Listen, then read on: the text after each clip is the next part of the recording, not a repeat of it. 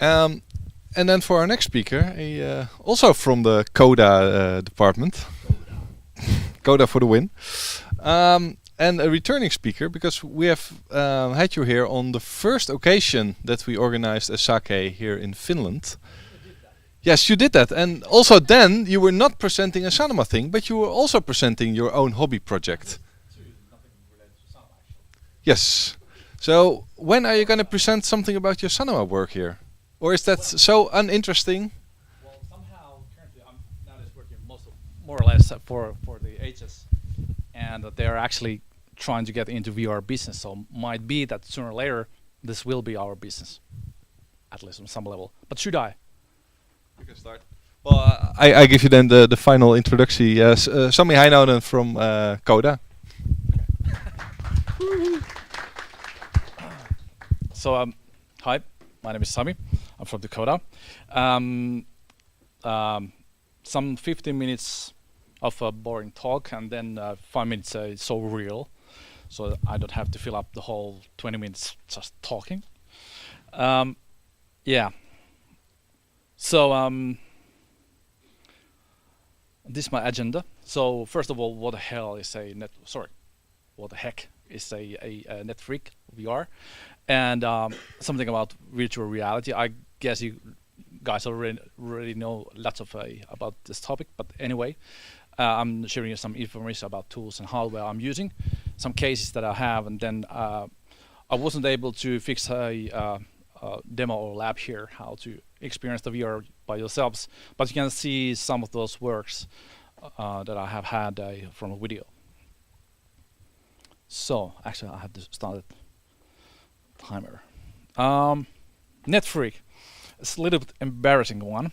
It's actually my Amiga groupie name. We used to do fancy graphic demos back in the 80s or 90s with our Amiga Commodore computers. And when last year I realized that I'm doing these kind of things, I realized I need some sort of a name or brand. I couldn't be just Sami from Helsinki. I created this kind of a imaginary brand, and nowadays it's some sort of a brand. And most of all, it's a hobby. Create these things at the night time when family goes to the bed. I'm just like opening and warming up my computers and putting headset on my head, and then the funny part begins of my daily life. Sorry, wife. A kid. Yeah,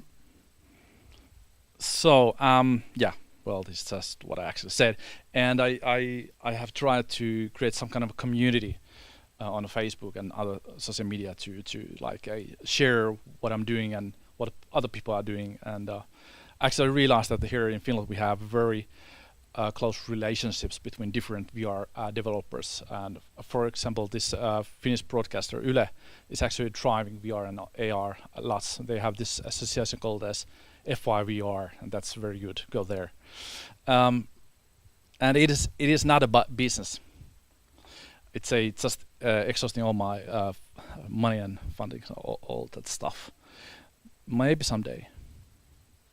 But about the tools and hardware, there are many, and fortunately nowadays you don't have to like open your NetBeans or something and start coding a 3D or game from scratch. You can use existing game engines such as Unity, CryEngine, Frostbite, and Unreal Engine. They are free, or at least Unity and Unreal are free if you are non-commercial, and if you happen to happily you manage to sell something, they are taking 5% out of sales or revenue actually. And one thing, what was the reason why I actually picked up the Unreal was it's based on C++, but you don't have to do it. I actually hate coding, but I do it constantly. But the Unreal, they managed to hide all that crappy coding behind a thing called as Blueprint. I will show you how it looks like, but it's very convenient way to create game logic. It's just like drag and dropping things, when you can use your energy and time just for thinking what is this game all about, not like why this code doesn't work. Okay, and you can actually export them for the Windows or Mac or iOS or Android or VR stuff. From the hardware point of view, I'm using HTC Vive VR headset. That's mounted home. Vive is really happy about it. It's very ugly and takes lots of time, space, but it's very cool. I have had to constantly upgrade my graphics card because it's exhausting all resources the computer has. And without the E7, you can't. Well, you can do something, but it will die the whole experience. And yeah, you can spend so much money as you want to have being spent. So this is actually the example of the blueprint. This is just a screenshot from somewhere. This is not my code, but you can just like if you had to do some logic, you can create variables, functions, classes, and whatnot, and then you can just drag and drop things that are related to the things, objects on the game world. For example, if there is a car, or here you can see the point light too. It's some kind of a spot in the world. You can then drag and drop that object, the real one, 3D object, to the code, and after that it's converted into this kind of a blue box. And then you can like, okay, you have this point light 2. What you're going to do about it? Do you want to change the intensity or move it somewhere or something? And it's very convenient. You can focus on these kind of things. Then maybe questions after this offline, or any right now. We have a beer break after. Okay, let's use that one. I started as a kind of huge fan of FPS, first-person shooters. I started to create. I didn't even know that I started to do this kind of thing, but eventually it was a kind of a FPS first-person shooter, and as you can use those wireless controls in both of your hands, you can create a kind of immersive experience of being there and running in the forest and like shooting things, not people, but things, and that was fun because nobody, at least at that time, like by end of last year, there was no kind of implementation of actually moving inside of a VR world. They were more like I'm just like using fishing rod and like teleporting there. But I wanted to create kind of a movement that you can actually move there, and that was fun. It actually somehow works, and some things, I don't know why, it just happened, but I published this only in China, almost by accident. And I was like, first thought, why it's just in China? But then Vesa from HS come to me and said that, hey Sami, it's a country of 400 million people. And actually I was like, you're right, actually, this is an opportunity. There are people actually living there. And now when it's there available for free actually from Vivaport, people are actually constantly downloading it and using it, and that's great. Even though the product itself sucks, if you manage to do something that actually could attract people, you can actually reach many people there, make maybe money. How many people are using it? Well, a little bit embarrassed to say, but the unique users per day are like 10 to 20 daily currently, but it's growing all the time. And that's great because I'm not promoting. I don't know how to reach their Facebook. What was it called? But they have this great Chinese wall, so they can't visit my Facebook page, and so it's like there's a wall still. Maybe I need to move to China. Iris. Move to the US, they will also have a wall. So. True. Oh, to Mexico. Okay, this I have a video, but just some screenshots of this. There's a story actually behind this. Finland has been invaded by Russians, and we all of us actually fled to Sweden, and now Swedish army is actually taking one brave guy back to Tornio-Jakso in Lapland, taking Finland back. But I actually scrapped the whole story from the actual storyline. So nowadays you don't actually know what is happening here. So it was a little bit politically maybe not good idea to have it there. Somebody was actually proposing maybe I should have something related to Chinese-US relationship somewhere there, but that was bad idea too because I had only Chinese people using my app. I have the night vision mode. It's actually quite nice, and you're landing in this kind of helicopter to the area when you can start shooting. But then, what is actually nowadays kind of a success, at least here in Finland, is a kind of a boat simulator that I created in cooperation with Terhi, that is one of the most successful manufacturers in Finland, created this kind of small boats for Finns and Nordics. I got the 3D model of the real thing, and I started to create a kind of game that you can actually sit on the boat and start cruising somewhere in Helsinki archipelago.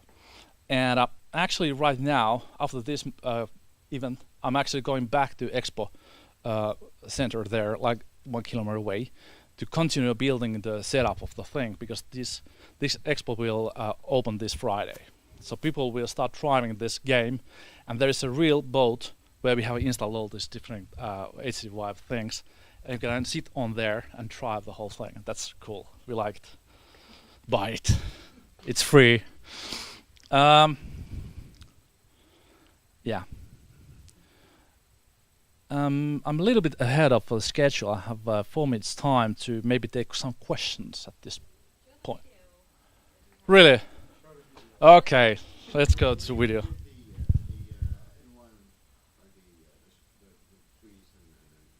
How or where?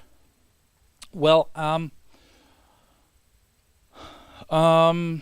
there are lots of good asset stores online. For example, turbosquid.com, where you go and then you can search with some sort of a keyword that give me a tree or something, and then you can have like 1,000 different results of different 3D objects, and the variation of the price point is from 0 to 1,000 euros, and then you can pick up what's suitable for you. Here, what you can see, those trees, I'm actually reusing Unreal example trees, so it was like quite convenient. And if you place objects like trees, they are really heavy because they actually all those leaves, and they are actually moving all the time, like a little bit, and the computer need to calculate all of those different leaves, and it's exhausting all those resources. So you have to actually do some tricks. For example, these darker ones are actually clusters, static clusters, but it looks like it's a kind of real forest, maybe from Chinese people who have never seen what is forest. I don't know. That was a bad joke. I'm taking that back. This one I just like used some sort of a huge shovel, like just doing this kind of a Torniojoki-laakso. But with this boat example, I actually took altitude data from the maanmittauslaitos, whatever that is in Finnish, the national map geo something, blah blah blah. So I actually gotten a TIFF image with gray areas. It was painted with different shades of gray. Damn it! And I just imported that image into this Unreal World, and then I kind of stretch it with a Z-axis, like, and then I have the kind of a basic terrain, and then I started to paint and put stuff there. You mean size or weight? This is from Helsinki Central to almost Porvoo. So it's, well, but I didn't have energy enough to do those trees there. So the game will actually stop after 5 minutes. You'll never get there. Okay, maybe this is enough of talking, and let's have this video.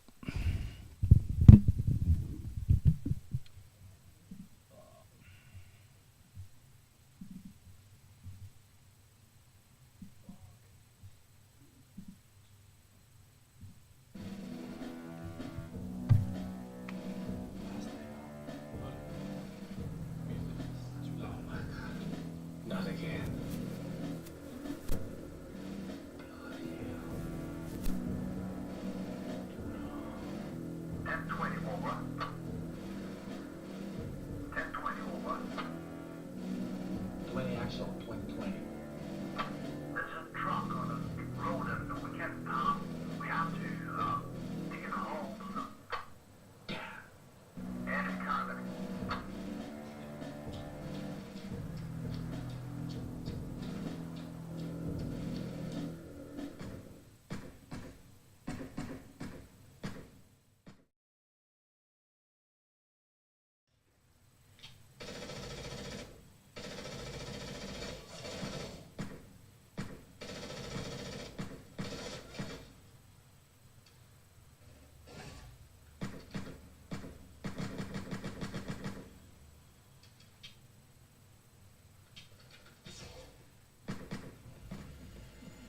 Be aware, we are now approaching Boyd Line.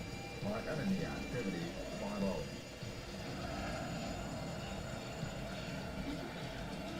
Few minutes.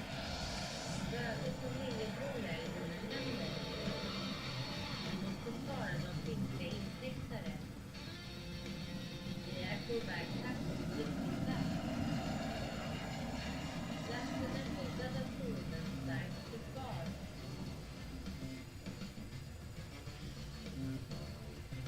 Ner min helikopter, hittade i tid, samlas att planera och utföra uppgiften.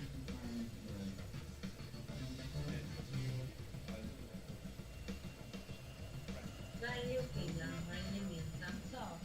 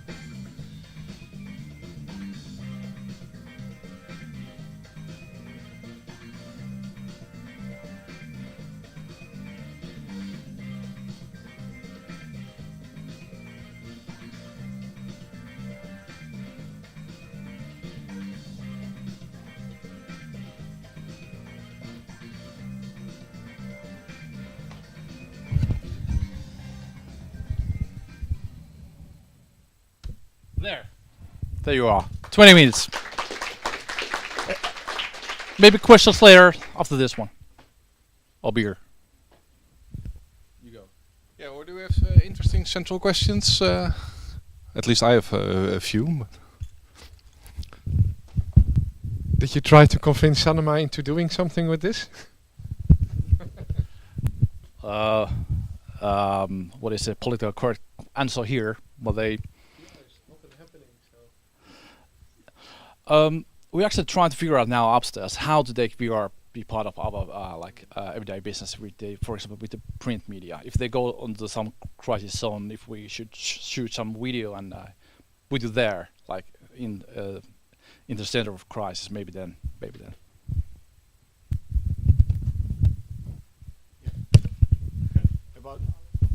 About we actually did one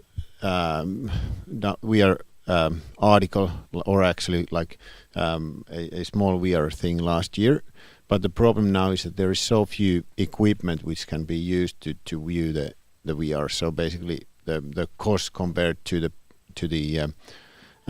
revenues is so low that actually it was just a study, but because it was actually a behind the scenes for a fashion shoot. So it was like you were able to see what happens there when pretty much that. Yeah, but anyways, we did that, but it wasn't. It had like a couple of or let's say dozens of thousands of visitors, but that's not enough for the production cost. Yeah.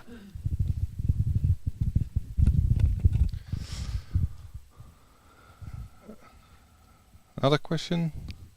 Okay. Then we have yes, we have. So we'll start again with our next speaker from Big Data Pump after beer.